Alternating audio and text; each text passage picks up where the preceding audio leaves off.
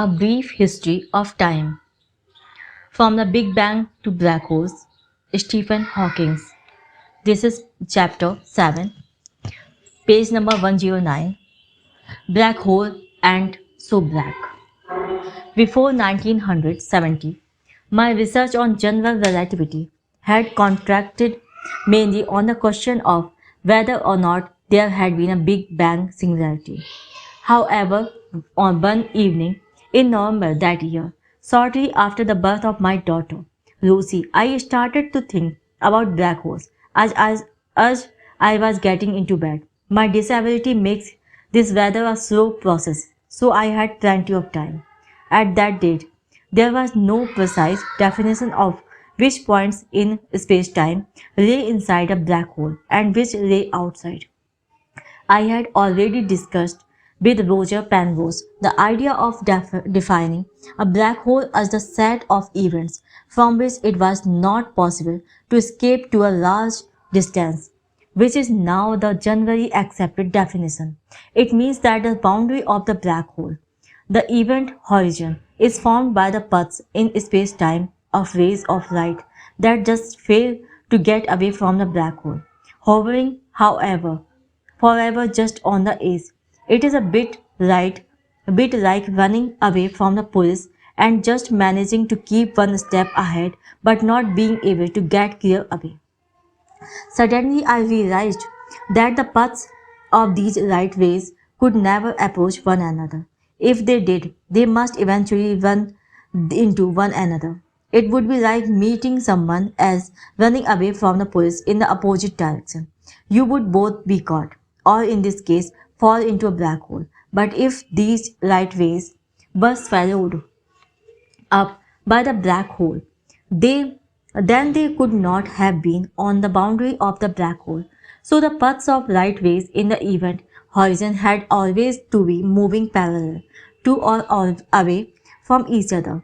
Another way of seeing this is that the event horizon, the boundary of the black hole, is like the edge of a shadow. The shadow of impending doom. If you look at the shadow cast by a source at a great distance, such as the sun, you will see that the rays of light in the edge are not approaching each other. If the rays of light that form the event horizon, the boundary of the black hole can never approach each other. The area of the event horizon might stay the same or increase with time, but it could never decrease because that would mean that at least some of the rays of light in the boundary would have to be approaching each other. In fact, the area would increase whenever matter or radiation fell into the black hole, or if two black holes collided and merged together to form a single black hole, the area of event horizon of the final black hole would be greater than than or equal to the sum of the areas of the event horizons of the original black holes. This non-decreasing property of the event horizons area placed an important restriction on the possible behavior of black holes. I was so excited with my discovery that I did not get much sleep that night. The next day I rang up Roger Penrose. He agreed with me. I think in fact that he had been aware of this property of the area. However, he had been using a slightly different definition of a black hole.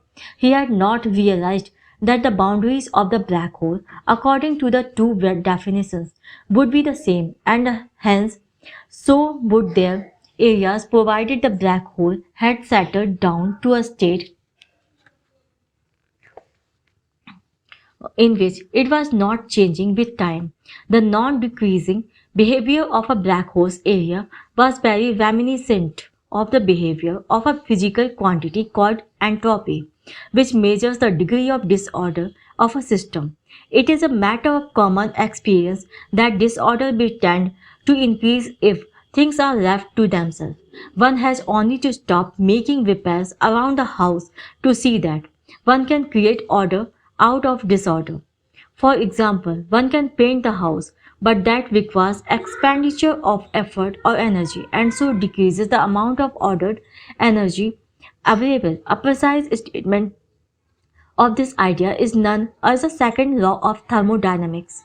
It states that the entropy of an isolated system always increases and that when two systems are joined together, the entropy of the combined system is greater than the sum of the entropies of the individual systems. For example, consider a system of gas molecules in a box.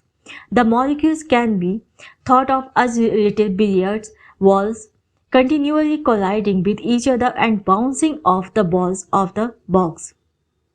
The higher the temperature of the gas, the faster the molecules move, and so the more frequently and harder they collide with the balls of the box, and the greater the outward pressure they exert on the walls. Suppose that initially the molecules are all confined to the left hand side of the box by a partition. If the partition is then removed, the molecules will tend to spread out and occupy both halves of the box. At some later time, they could, by chance, all be in the right half or back in the left half. But it is overwhelmingly more probable that there will be roughly equal numbers in the two halves. Such a state is less ordered or more disordered than the original state in which all the molecules were in one half. One, therefore, says that the entropy of the gas has gone up. Similarly, suppose one starts with two boxes, one containing oxygen molecules and the other containing nitrogen molecules. If one joins the boxes together and removes the intervening wall, the oxygen and the nitrogen molecules will start to mix. At a later time, the most probable state would be a fairly uniform mixture of oxygen and nitrogen molecules throughout the two boxes. This state would be less ordered and hence have more entropy than the initial state of two separate boxes. The second law of thermodynamics has a rather different status than that of other laws of science, such as Newton's law of gravity. For example, because it does not hold always, just in the vast majority of cases, the probability of all the gas molecules in our first box being found in one half of the box at a later time is many millions to one, but it can happen. However, if one has a black hole around, there seems to be a rather easier way of violating the second law. Just throw some matter with a lot of entropy, such as a box of gas, down the black hole. The total entropy of matter outside the black hole would be down. One could, of course, still say that the total entropy, including the entropy out inside the black hole, has not gone down. But since there is no way to look inside the black hole, we cannot see how much entropy the matter inside it has. It would be nice then if there was some feature of the black hole by which observers outside the black hole could tell its entropy and which would increase whenever matter carrying entropy fell into the black hole.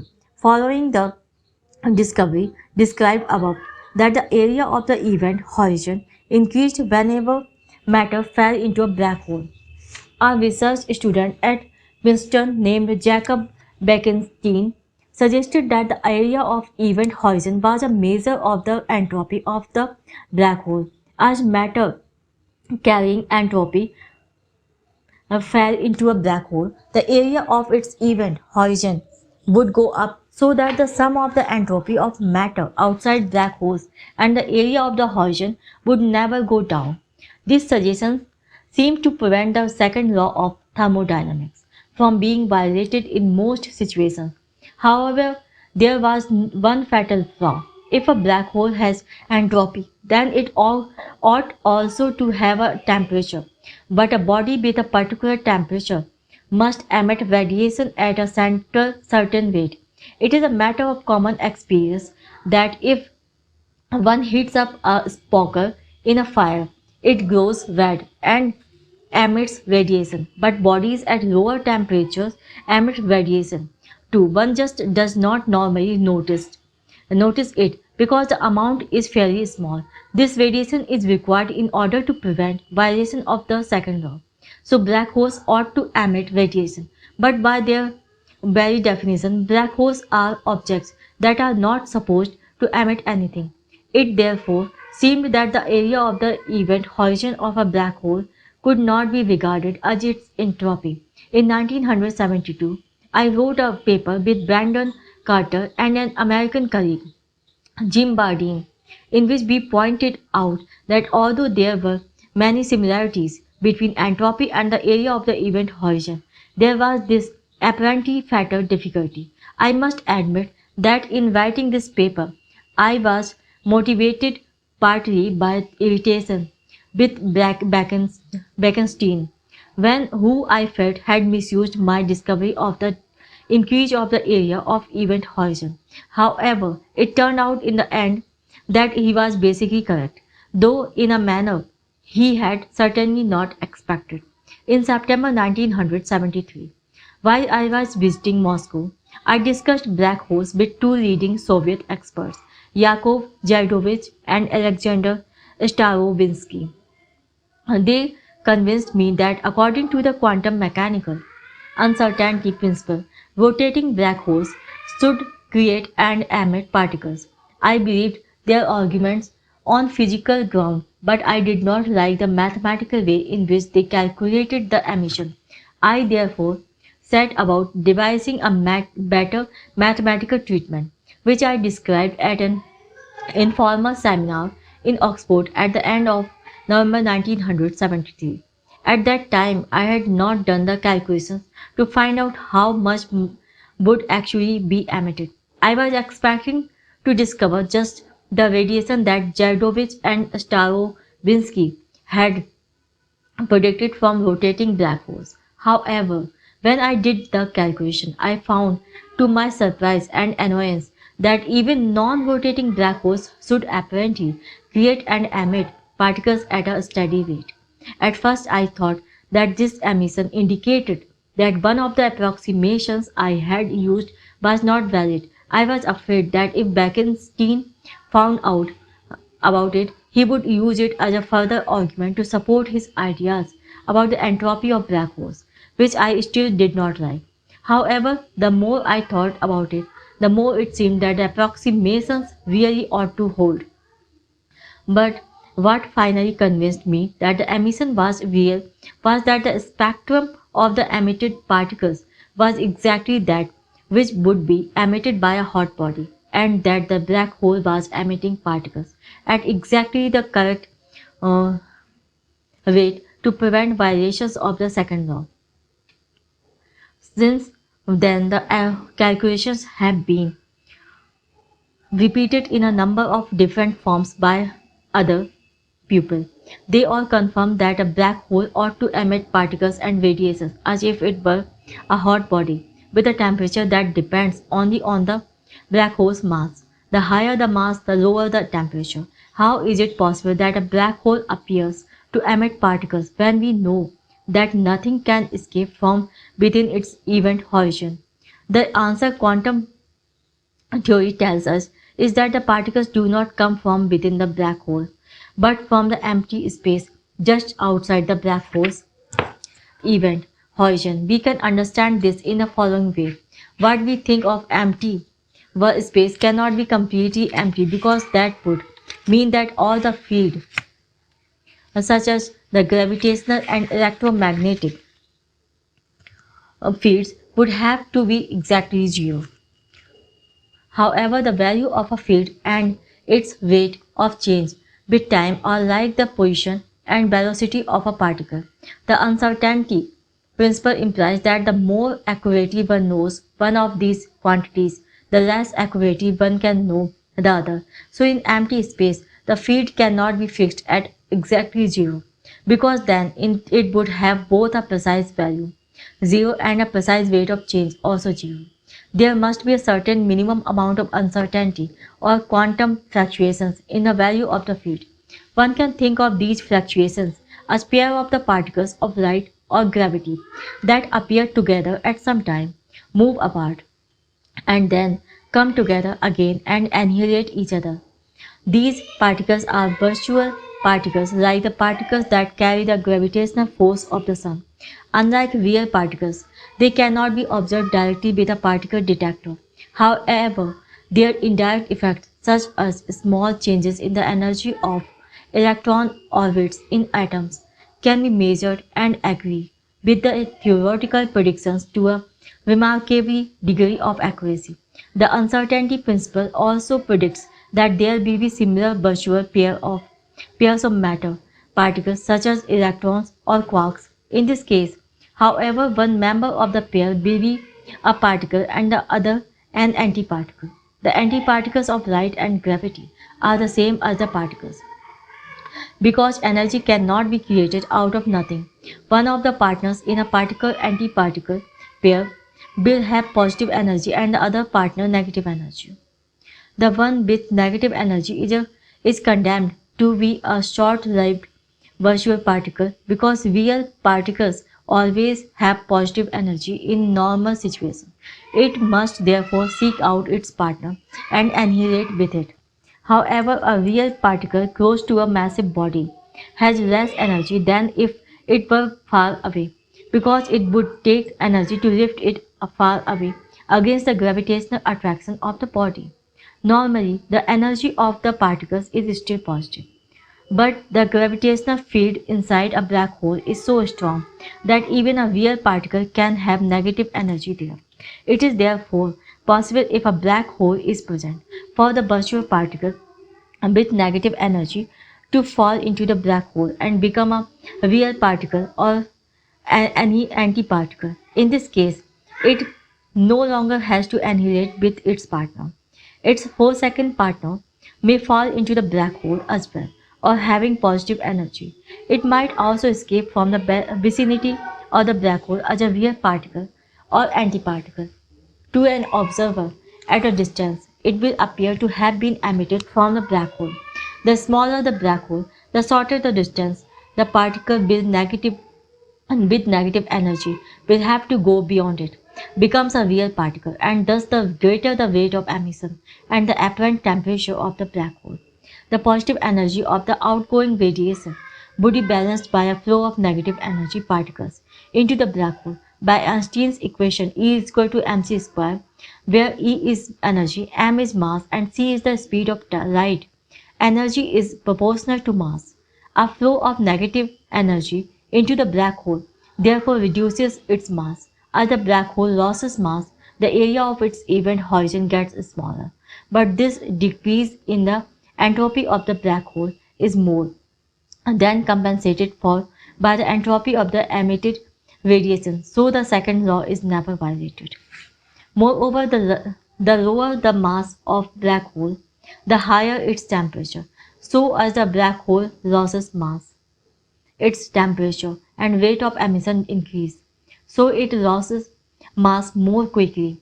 What happens when the mass of the black hole eventually becomes extremely small is not quite clear. But the most reasonable guess is that it would disappear completely in a tremendous final burst of emission, equivalent to the explosion of millions of H bombs, hydrogen bombs. A black hole with a mass a few times that of the sun would have a temperature of only 1/10 millionth of a degree above absolute zero. This is much less than the temperature of the microwave radiation that fills the universe, about 2.7 degrees above absolute zero. So above, black holes would emit even less than they absorb. If the universe is destined to go on expanding forever, the temperature of the microwave radiation will eventually decrease to less than that of such a black hole, which will then begin to lose mass. But even then, its temperature would be so low that it would take about a million years, one with 66 zeros after it, to evaporate completely. This is much longer than the age of the universe, which is only about 10 or 20,000 million years, one or two with 10 zeros after it. On the other hand, as mentioned in chapter 6, there might be primordial black holes with a very much smaller mass that were made by the collapse of irregularities in the very early stages of the universe. Such black holes would have a much higher temperature and would be emitting radiation at a much greater rate. A primordial black hole with an initial mass of 1,000 million tons would have a lifetime roughly equal to the age of the universe. Primordial black holes with initial masses less than this figure would already have completely evaporated, but those with slightly greater masses would still be emitting radiation in the form of X-rays and gamma rays. These X-rays and gamma rays are like waves of light, but with a much shorter wavelength. Such holes hardly deserve the epithet black. They really are white hot and are emitting energy at a rate of about 10,000 megawatts. One such black hole could run 10 large power stations if only we could harness its power. This would be rather difficult. However, the black hole would have the mass of a mountain compressed into less than a millionth of an inch, the size of the nucleus of an atom. If you had one of these black holes on the surface of the earth, there would be no way to stop it from falling through the floor to the center of the earth. It would oscillate through the earth and back until eventually it settled down at the center. So the only place to put such a black hole in which one might use the energy that it emitted would be an orbit around the earth. And the only way that one could get it to orbit the earth would be to attract it, thereby throwing towering a large mass in front of it, rather like a carrot in front of a donkey. This does not sound like a very practical proposition, at least not in the immediate future. But even if we cannot harness the emission from these primordial black holes, what are our chances of observing them? We could look for the gamma rays that the primordial black holes emit during most of their lifetime. Although the radiation from most would be very weak because they are far away, the total from all of them might be detectable. We do observe such a background of gamma rays. So, how the observed intensity differs at different frequencies, the number of waves per second.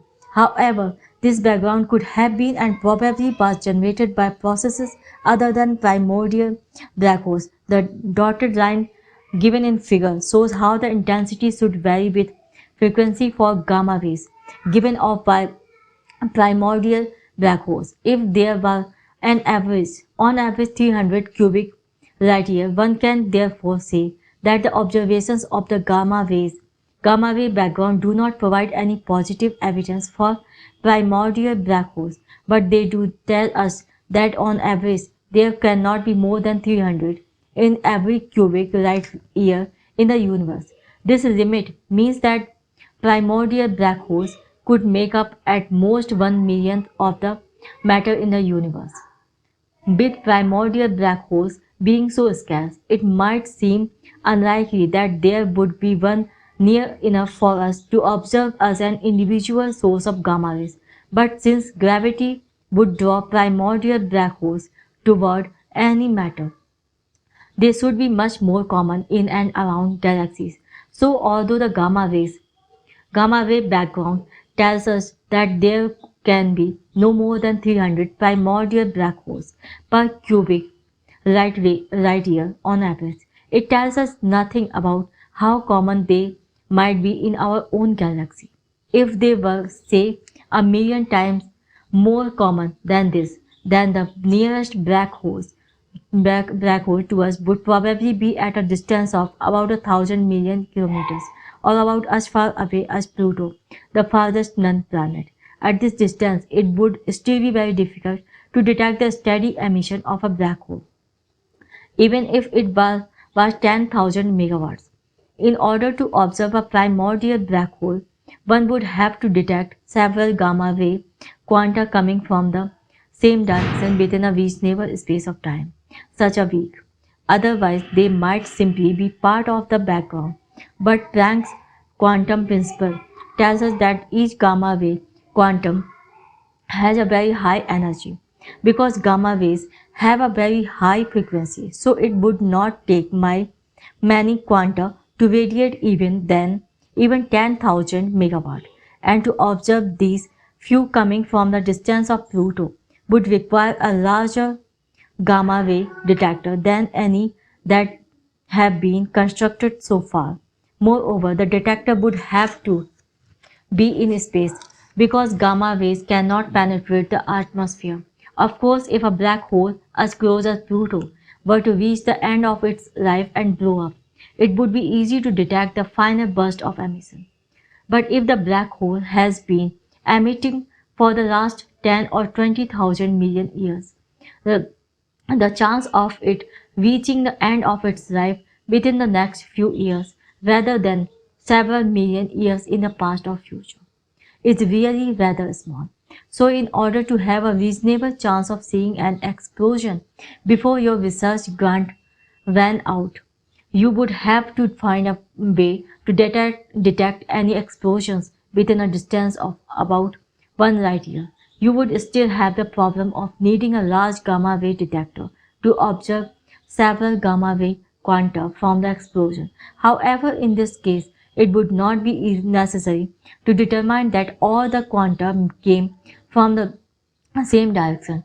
It would be enough to observe that they all arrived within a very short time interval to be reasonably confident that they were coming from the same burst. One gamma ray detector that might be capable of spotting primordial black holes is the entire Earth's atmosphere. We are in any way unlikely to be able to build a large detector when a high energy gamma ray quantum hits the atoms in our atmosphere. It creates pairs of electrons and positrons, anti-electrons. When these hit other atoms, they in turn create more pairs of electrons and positrons. So one gets what is called an electron shower. The result is a form of light called Cherenkov radiation. One can therefore detect gamma ray bursts by looking for flashes of light in the night sky. Of course, there are a number of other phenomena, such as lightning and reflections of sunlight, of tumbling satellites and orbiting debris, that can also give flashes in the sky. One could distinguish gamma rays ray bursts from such effect by observing flashes simultaneously at two or more fairly widely separated locations. A search like this has been carried out by two scientists from Dublin, Neil Porter and Trevor Beekes, using telescopes in Arizona. They found a number of flashes, but none that could be definitely ascribed to gamma ray bursts from primordial black holes. Even if the search for primordial black holes proves negative, as it seems it may, it will still give us important information about the very early stages of the universe. If the early universe had been chaotic or irregular, or if the pressure of matter had been low, one would have expected it to produce many more primordial black holes than the limit already set up by our observations of the gamma ray background. Only if the early universe was very smooth and uniform. With a high pressure, one can explain the absence of observable numbers of primordial black holes. The idea of radiation from black holes was the first example of a prediction that depended in an essential way on both the great theories of this century, general relativity and quantum mechanics. It aroused a lot of opposition initially because it upset the existing viewpoint. How can a black hole emit anything? When I first announced the result of my calculations at a conference at the Rutherford Appleton Laboratory near Oxford, I was greeted with general incredulity. At the end of my talk, the chairman of the session, John G. Taylor from King's College, London, claimed it was all nonsense. He even wrote a paper to that effect. However, in the end, most people, including John Taylor, have come to the conclusion that black holes must radiate like hot bodies if our other ideas about general relativity and quantum mechanics are correct. Thus, even though we have not yet managed to find a primordial black hole, there is fairly general agreement that if we did, it would have to be emitting a lot of gamma rays and X rays. The existence of radiation from black hole seems to simply that gravitational collapse is not as final and irreversible as we once thought.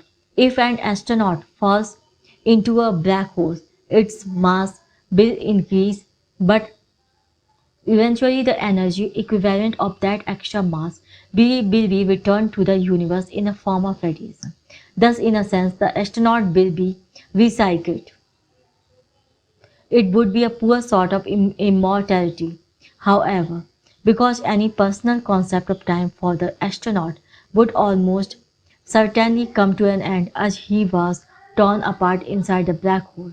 Even the types of black particles that were eventually emitted by the black hole would in general be different from those that made up the astronaut. The only feature of the astronaut that would survive would be his mass or energy. The approximations are used to derive the emissions from black holes should work well when a black hole has a mass greater than a fraction of a gram. However, they will break down at the end of the black hole's life when its mass gets very small. The most likely outcome seems to be that the black hole will just disappear, at least from our region of the black universe, taking with it the astronaut and any singularity there might be inside it. If indeed there is one, this was the first indication that quantum mechanics might remove the singularities that were predicted by general relativity. However, the method that I and other people were using in 1974 were not able to answer questions such as whether singularities would occur in quantum gravity. From 1975 onward, I therefore started to develop a more powerful approach to quantum gravity based on Richard Feynman's idea of a sum over histories. The answers that this approach suggests for the origin and fate of the universe and its contents, such as astronauts, will be described in the next two chapters. We shall see that although the uncertainty principles places limitations on the accuracy of all our predictions. It may at the same time remove the fundamental predictability that occurs at a space-time singularity. This is the end of page number 125, chapter 7, Black Holes and So Black. Thank you very much for listening. Have a nice day. Have faith and courage. Everything will be fine and wonderful. Thank you.